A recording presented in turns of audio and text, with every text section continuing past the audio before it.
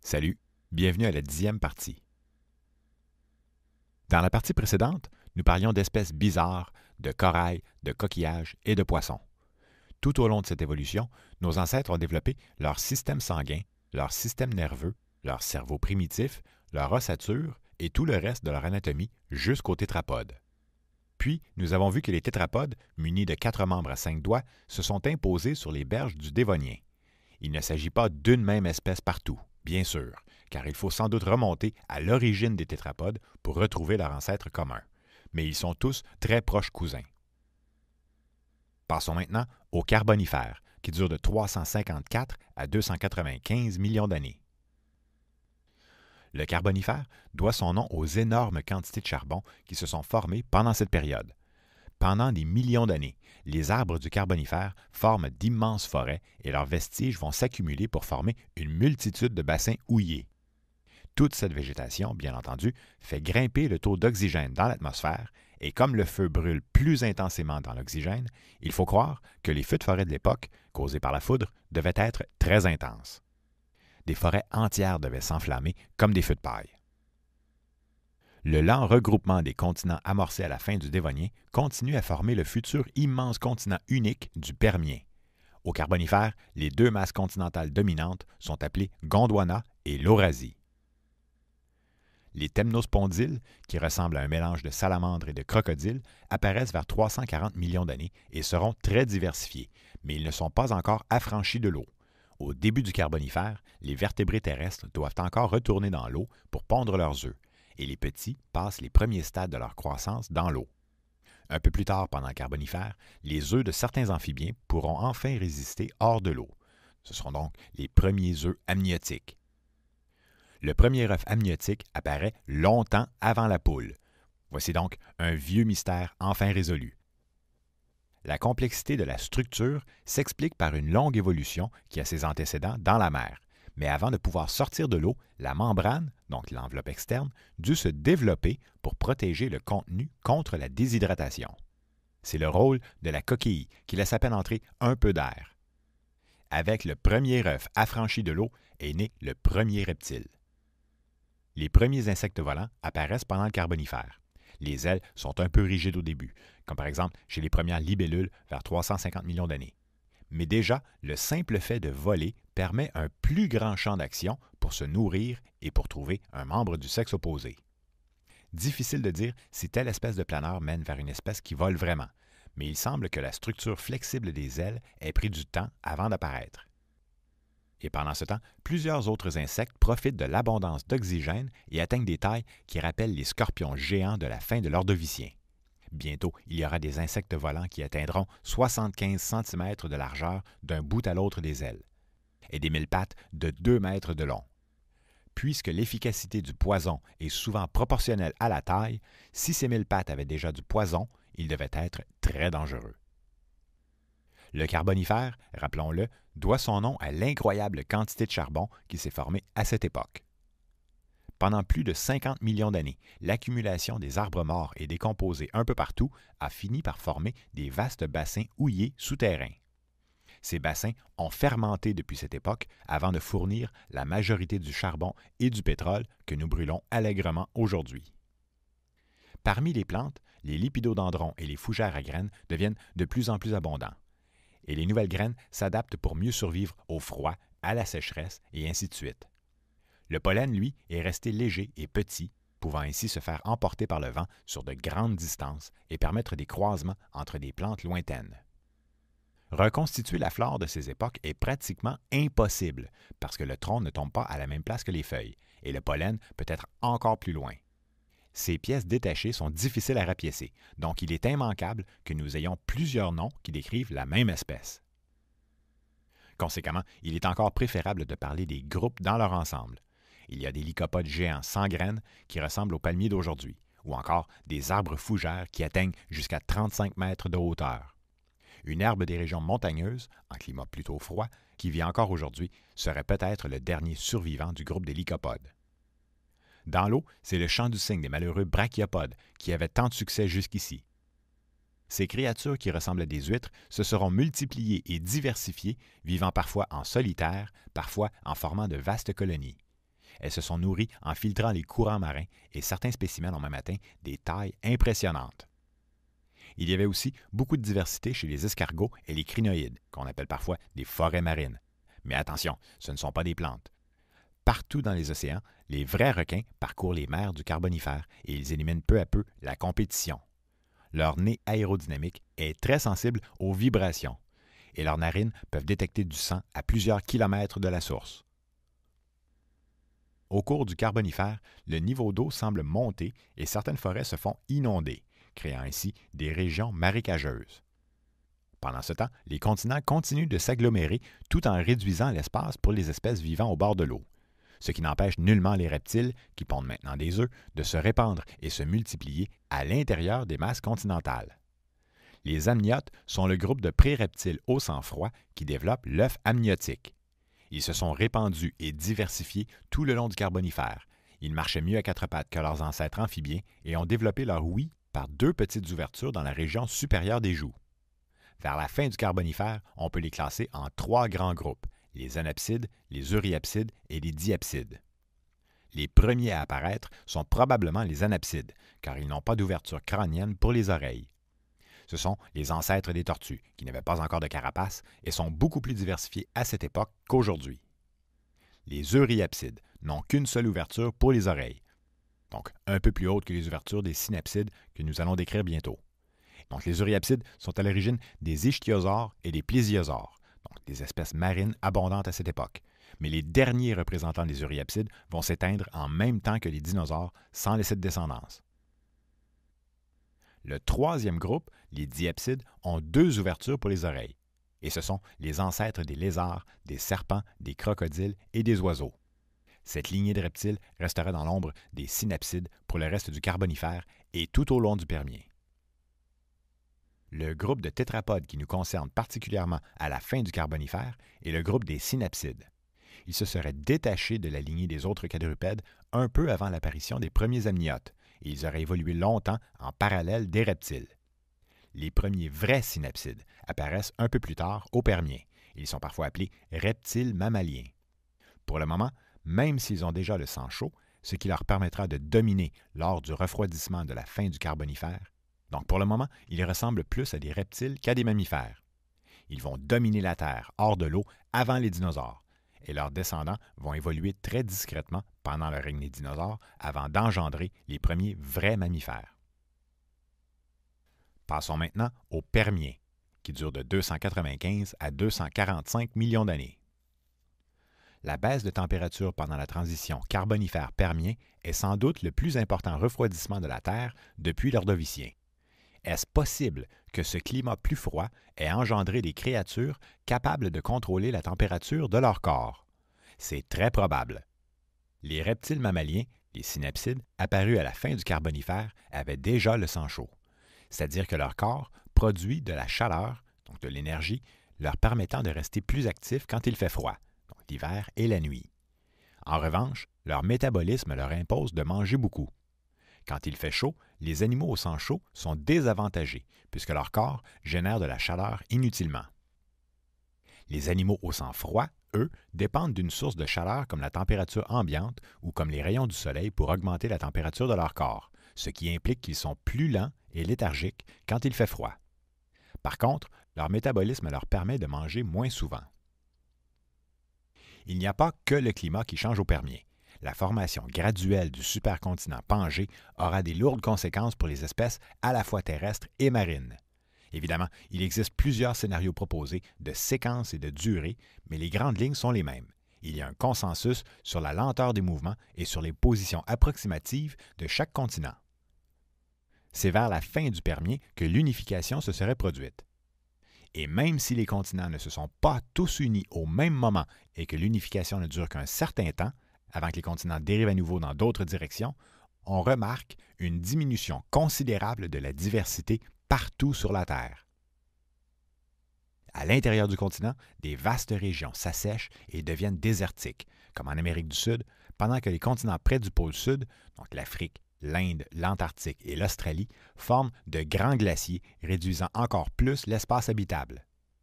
Aujourd'hui, nous sommes habitués à nos continents relativement isolés. Il faut savoir que lorsque des masses continentales se touchent, il y a généralement des échanges de faune et que les espèces entrent alors en compétition sur un espace restreint. Naturellement, puisque chaque niche écologique ne peut contenir qu'un certain nombre d'espèces, il y a toujours plus de perdants que de gagnants, et plusieurs espèces disparaissent. De plus, l'espace disponible en eau peu profonde et le long des rives des continents diminue considérablement lorsque les continents se touchent, et toutes les formes de vie qui vivent à ces endroits sont lourdement affectées. Le Permien permet encore de vastes forêts en régions tropicales, comme par exemple en Chine, en Malaisie et au Venezuela. C'est là que survivent des lycopodes géants et des arbres fougères à graines, mais ces forêts tropicales sont plus localisées qu'au Carbonifère. Ailleurs, c'est une végétation adaptée au climat plus frais. Pendant près de 100 millions d'années, ces immenses forêts du Carbonifère et du Permien auront produit de nombreux gisements qui sont utilisés par l'homme à notre époque. Par exemple, le charbon, le pétrole, le plâtre et les acides. Les deux continents géants au début du Permien sont l'Eurasie, donc l'Europe et l'Asie, situés au nord, et Gondwana, tout le reste, situé au sud. Entre les deux masses, à peu près le long de l'équateur, se trouvait une mer tropicale que nous avons nommée Thétis. Cette mer chaude contenait une grande diversité de brachiopodes, de bryozoaires, de corail, d'escargots, d'ammonites, d'éponges et ainsi de suite, dont les dépôts ont littéralement fini par former des montagnes. Donc surtout dans le cas des éponges, des bryozoaires et des brachiopodes. On y retrouve aussi les dernières espèces de trilobites, créatures omniprésentes du Paléozoïque. Plusieurs espèces de la mer Thétis au Permien semblent devenir très grosses, qu'il s'agisse de cellules simples ou de brachiopodes. S'agit-il d'un gène qui favorise le géantisme dans les climats chauds? Plus tard, plusieurs dinosaures deviendront géants et plus tard encore, ce sera le cas de quelques mammifères. Les premiers à avoir du succès dès le début du Permien sont les reptiles mammaliens, donc les descendants des premiers synapsides. Ils composent le groupe des pélycosaures. Leur sang chaud, et dans certains cas déjà leur poil, laissent croire qu'ils se sont adaptés pour résister aux hivers.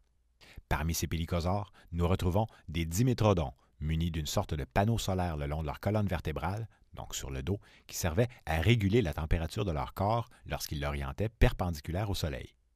Les dimétrodons, dont certains atteignent 3 mètres de long, étaient carnivores et mangeaient probablement d'autres pélycosaures végétariens. Le groupe des thérapsides émerge peu de temps après les premiers pélycosaures. Les cynodontes, qu'il ne faut pas confondre avec les conodontes, sont des thérapsides qui mangent des poissons et pondent des œufs, mais ils allaitent leurs petits. Certains spécimens ont peut-être déjà du poil et mènent vraisemblablement aux vrais mammifères. Il ne leur manquera pratiquement que leurs dents à développer vers la fin du Permien. Entre-temps, ils développent aussi leur façon de se déplacer sur leurs pattes, qui ne sont plus sur les côtés, mais en dessous du corps, leur permettant ainsi d'être plus lourds et de marcher plus vite. Parmi les animaux au sang froid, vers la fin du Permien, apparaissent les lépidosauriens, donc les ancêtres des lézards et des serpents, et aussi les archosauriens. Ces derniers, les archosauriens, seraient les ancêtres des protosaures, qui s'éteignent tous à la fin du Permien, des crocodiliens, donc les futurs crocodiles, des ptérosaures, les futurs dinosaures volants, et possiblement aussi des dinosaures. Par contre, à cause de leur vulnérabilité au froid, les reptiles du Permien restent dans l'ombre de nos ancêtres, les reptiles mammaliens. Une chronologie divisée par période géologique a l'avantage de respecter quand même certains événements importants dans l'évolution de la vie sur Terre, parce que les transitions sont souvent dues à des changements importants sur la Terre. En fait, ces transitions géologiques sont rarement une bonne nouvelle pour les espèces vivantes. La fin du Permien est dramatique. Nous en ignorons la cause, mais c'est la plus importante extinction massive de toute l'histoire de la Terre. Il pourrait s'agir d'une ou plusieurs des causes habituelles, donc les refroidissements, la salinité des océans, la radiation solaire, les activités volcaniques. Le cataclysme semble se produire en 2 temps. D'abord, par un déclin de certaines espèces, suivi ensuite d'un phénomène planétaire. S'agit-il d'un contre-coup de la première extinction? Nous ne connaissons aucun cratère de météorites datant de cette époque. Par contre, la formation progressive du supercontinent Pangée aurait considérablement réduit l'espace des rives, entraînant plusieurs espèces, isolées jusque-là, à se faire compétition.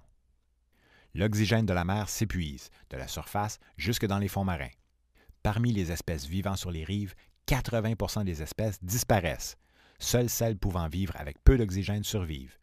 En région tropicale, presque toute la faune de la mer Thétis est affectée. Sur la terre ferme, les reptiles mammaliens frôlent l'extinction.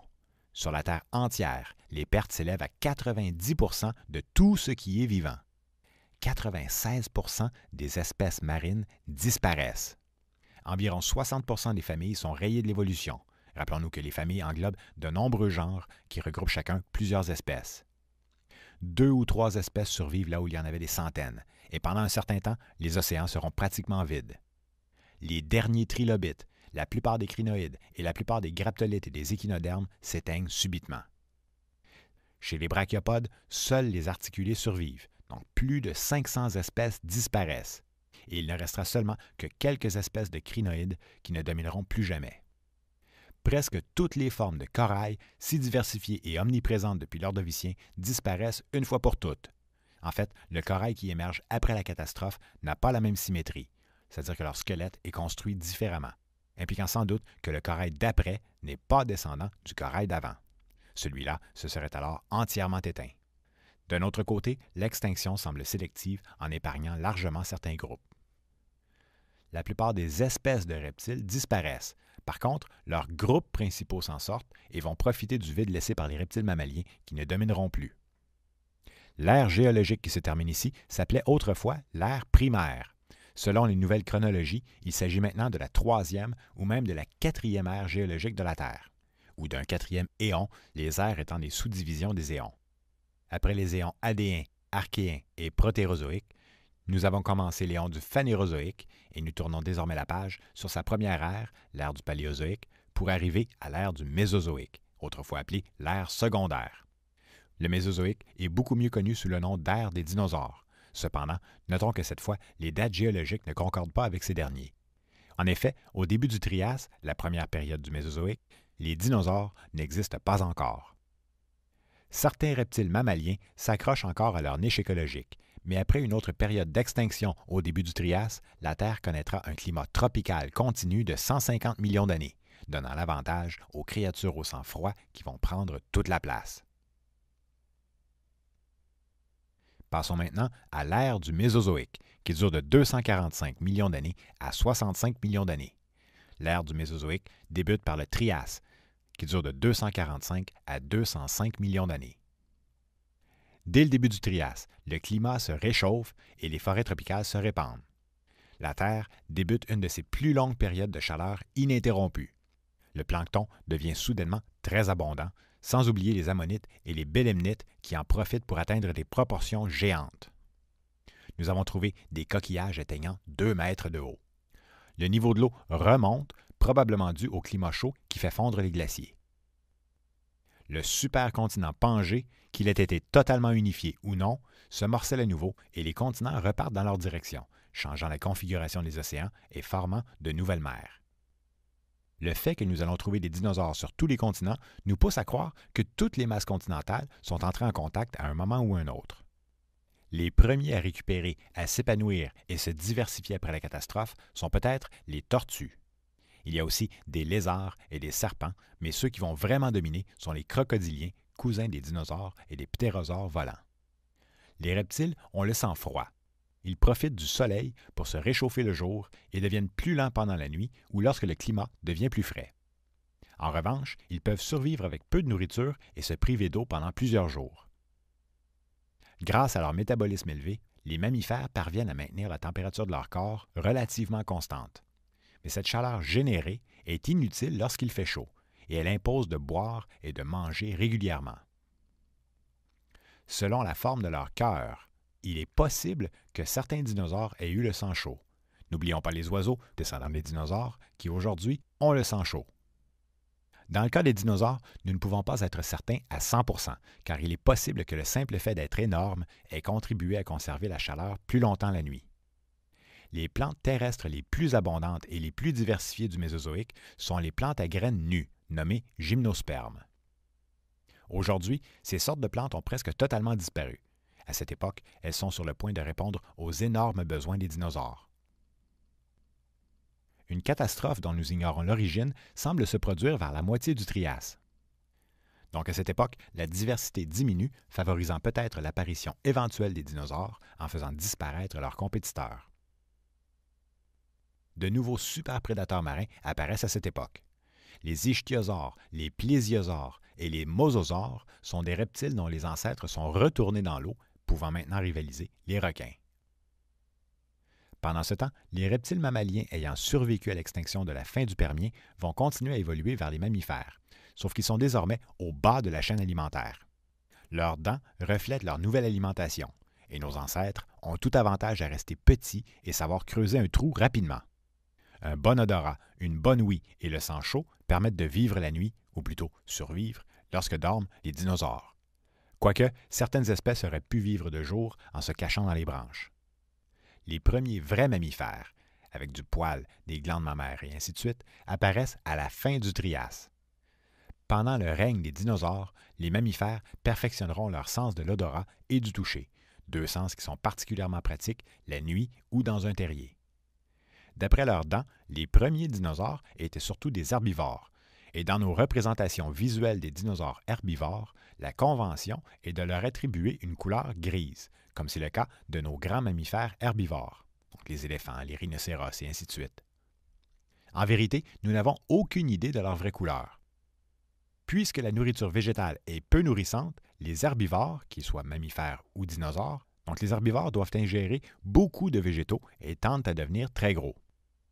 Très tôt, il semble y avoir une escalade de grosseur qui ne peut s'arrêter, et leur estomac devient une sorte de baril de fermentation. Peut-être que la taille était la meilleure protection contre les théropodes de type coque, ou encore contre les crocodiles et les ptéropodes. Vers la fin du Trias, les dinosaures ne mesurent pas plus de 2 mètres et se distinguent déjà en deux grands groupes, ceux de type coque qui marchent sur 2 pattes et ceux de type lézard qui marchent à 4 pattes.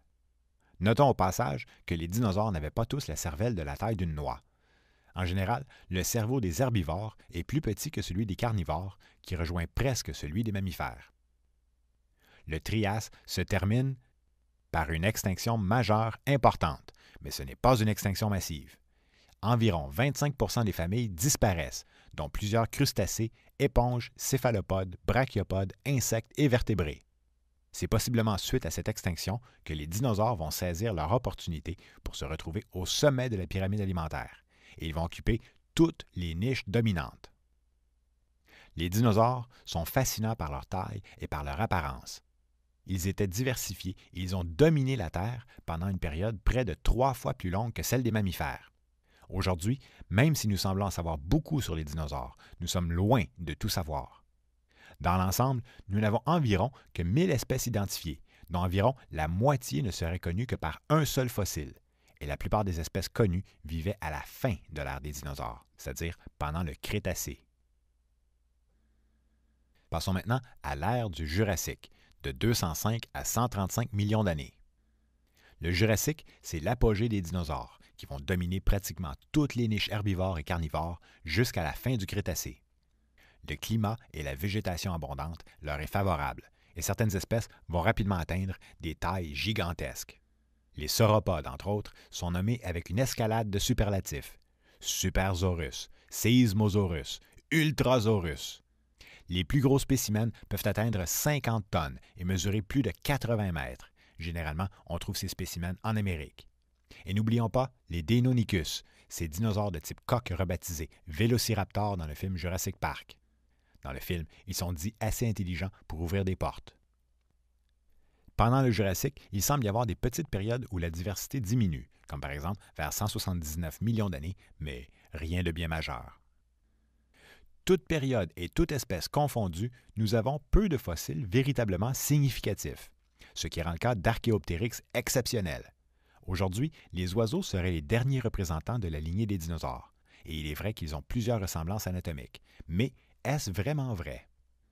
Trouver un fossile intermédiaire entre un oiseau et un dinosaure, donc un dinosaure à plumes, est un événement inespéré. Les proches cousins des oiseaux seraient probablement les oviraptors. Malheureusement pour eux, leur nom signifie « voleur d'œufs ». Les oviraptors seraient d'incontestables dinosaures qui avaient aussi, peut-être, des plumes. Selon certains spécialistes, les plumes auraient pu apparaître d'abord pour couver les œufs. Une autre particularité intéressante des oiseaux est leur propension à chanter pour attirer un membre du sexe opposé, ou encore pour démarquer leur territoire, ou pour repousser un ennemi. Selon leur anatomie, les Archaeopteryx étaient probablement carnivores. Pendant le Jurassique, il y avait d'autres animaux volants, les ptérosaures, avec une aile membrane le long d'un quatrième doigt géant. Les autres doigts sont minuscules. Ils ressemblent plus à des chauves-souris qu'à des oiseaux, mais ce sont des cousins des dinosaures et certaines espèces ont pu atteindre 15 mètres d'un bout à l'autre des ailes, ce qui est plus large que certains petits avions. Afin de pouvoir rester légers, ils ont développé une ossature creuse, mais elle est quand même solide. Nos ancêtres, à cette époque, ne sont clairement pas des dinosaures. Ce sont des petits mammifères cachés un peu partout, survivant du mieux qu'ils peuvent, et leur évolution est mal connue parce que leurs fossiles sont peu nombreux. Les monotrèmes forment un des 3 grands groupes de mammifères. Aujourd'hui, il ne reste pratiquement que les ornithorynques qui pondent des œufs et allaitent leurs petits, mais à cette époque lointaine, ce groupe de mammifères était très répandu et très diversifié. Puisqu'ils pondent des œufs, nous les considérons comme la forme la plus ancienne des mammifères, dont les premiers seraient apparus au cours du Jurassique. C'est possiblement aussi pendant le Jurassique qu'apparaissent les terriens, qui vont engendrer les marsupiaux, comme par exemple les kangourous actuels. Aujourd'hui, la plupart des mammifères sont des mammifères placentaires, mais ce dernier groupe n'apparaît pas avant le Crétacé.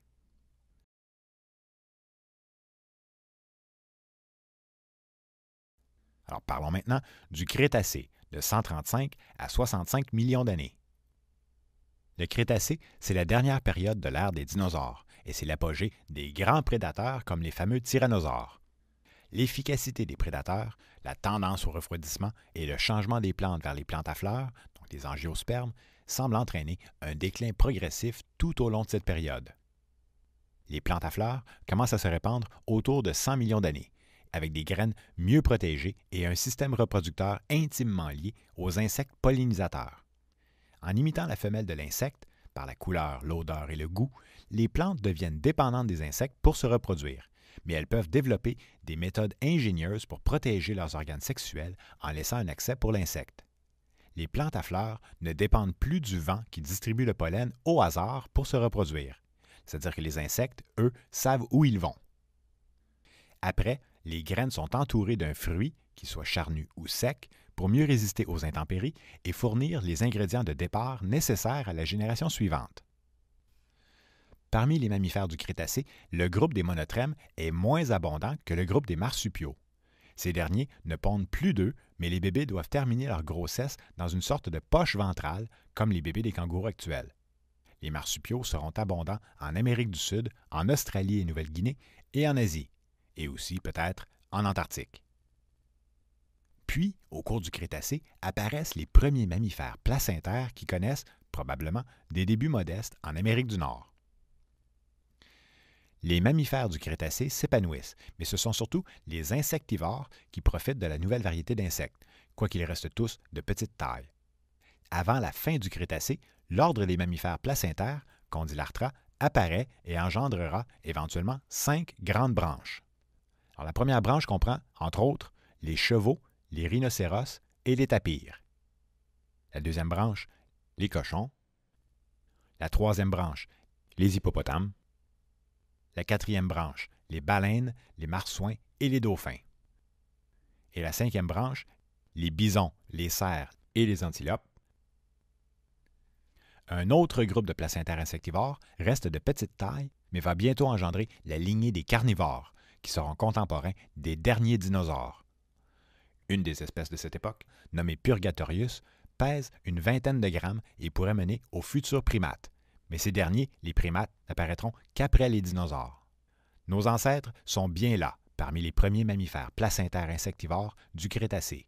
Mais pour le moment, ils adaptent leurs dents d'insectivores à un régime de gomme et de sécrétion végétale, donc adapté aux plantes angiospermes. Ces insectivores vont engendrer les groupes suivants. Alors, au Crétacé, il y a les carnivores, qui comprennent les chiens, les chats, les ours et les phoques. Puis à la période suivante apparaîtront les taupidés, donc les taupes, puis les rongeurs, qui comprennent les souris, les hamsters, les castors et les écureuils. Un autre groupe, les lagomorphes, comprennent les lapins et les lièvres. Puis il y a les chiroptères, donc les chauves-souris, et finalement le groupe des euprimates qui contiennent les préprimates et autres plésiadapiformes. Progressivement au Crétacé, les dinosaures sont de moins en moins diversifiés. Puis, vers 70 millions d'années, le climat devient plus frais et on constate une nette diminution de leur diversité. S'agit-il d'une conséquence du changement climatique? Ou encore des énormes prédateurs comme les tyrannosaures? Ou encore, s'agit-il d'un autre facteur qui n'a pas laissé de traces, comme par exemple un virus ou une difficulté à digérer les plantes à fleurs? D'une manière ou d'une autre, les dinosaures sont en déclin lorsque commence une série d'événements catastrophiques. Après le refroidissement, il semble y avoir une activité volcanique majeure dans les steppes du Deccan, en Inde, qui à une certaine époque était encore rattachée à l'Antarctique. Vers 66 millions d'années, pendant environ 700 000 ans, environ 2 millions de mètres cubes de lave sont expulsés des volcans. La poussière devait cacher le soleil, sans oublier le gaz carbonique et la pluie acide qui polluent l'environnement partout sur la Terre. La couche d'iridium datant de cette période pourrait provenir de l'éruption volcanique, comme c'est souvent le cas, mais ici, l'activité volcanique n'est pas la seule explication pour la couche d'iridium. Vers 65 millions d'années, la théorie généralement acceptée et de loin la plus répandue est celle d'une énorme météorite de 12 km de diamètre venue percuter la Terre dans le golfe du Mexique, près de Chicxulub. L'impact aurait créé un énorme cratère de 180 km de diamètre et de 10 km de profondeur. En plus de l'iridium, il y a du quartz comprimé par un impact à haute pression qu'on retrouve généralement sur les sites de météorites. Dans les roches, la catastrophe apparaît comme une frontière de 1 cm d'épaisseur, sous laquelle on retrouve des dinosaures, mais au-dessus de laquelle on ne retrouve plus aucun dinosaure. La minceur de la couche implique un changement rapide. Et même s'il ne s'agit pas de la pire extinction de l'histoire de la Terre, c'est exactement l'idée qu'on se fait d'une extinction en bonne et due forme. La disparition de moules et de crevettes, même par centaines d'espèces, semble anodine comparée à l'éradication de toute une faune de titans. Même la végétation d'avant la catastrophe, pourtant très diversifiée, disparaît subitement. Sans végétation, les animaux ne peuvent survivre longtemps. Aussitôt après, commence un intermède que les spécialistes appellent pic de fougères. Les fougères sont très résistantes et sont parmi les premières à recommencer à pousser après une éruption volcanique. Pendant quelques décennies, le paysage de désolation devait rappeler le Dévonien, donc avant que les plantes ne sortent de l'eau. Progressivement, ce sont les plantes à fleurs, les angiospermes, qui prennent toute la place, et les abondantes gymnospermes de l'époque des dinosaures sont reléguées au second plan. Plusieurs espèces marines sont affectées par la catastrophe, et chez les mammifères, on peut remarquer une régression dramatique chez les monotrèmes, les marsupiaux et les placentaires. Le monde d'après les dinosaures sera principalement un monde de placentaires, et même s'il reste encore des cousins des dinosaures, c'est-à-dire les crocodiles, les serpents, les lézards et les tortues, à toute fin pratique, le règne des reptiles est terminé. En résumé, lorsque nos ancêtres sont sortis de l'eau, leur lignée se distinguait déjà des anapsides, les tortues, des diapsides, les reptiles, et des euryapsides. Par la suite, grâce à leur sang chaud et à leur métabolisme élevé, les premiers reptiles mammaliens ont dominé la terre ferme pendant quelque temps. La catastrophe de la fin du Permien, soit la plus grande extinction massive que la Terre ait connue, met un terme à pratiquement toutes les lignées qui avaient du succès tout au long du Paléozoïque. La flore et la faune qui apparaissent par la suite, à la fois dans les océans et sur la terre ferme, n'a rien à voir avec celle des époques précédentes. Nos ancêtres ont alors dû rester discrets tout au long du Mésozoïque afin de survivre au long règne des dinosaures.